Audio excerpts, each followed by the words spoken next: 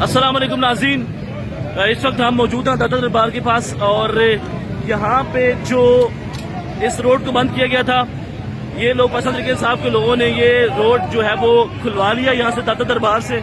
आप देख सकते हैं कि किस तरीके से यहाँ पे पुलिस जो है वो यहाँ से भाग चुकी है और तरीके इंसाफ की जो रहनुमा है वो जुबैर साहब यहाँ से रास्ता क्लियर करा रहे हैं। जितनी यहाँ पे रुकावटें थी उनको अबूर कर लिया।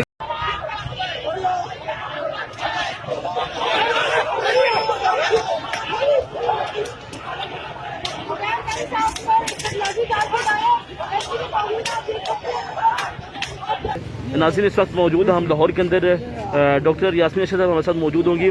मैडम, ये बताएं कि जिस तरीके से शेयरिंग की जा रही है और आपको गिरफ्तार करने की बड़ी कोशिश की गई, लेकिन आप उनको चकमा देने में कामयाब हुई। मेरा हाथ नोच के खींच रहे थे, घसीट रहे थे गाड़ी से बाहर, तो मैंने किया और मेरे ड्राइवर को खींच के ले गए और आपके सामने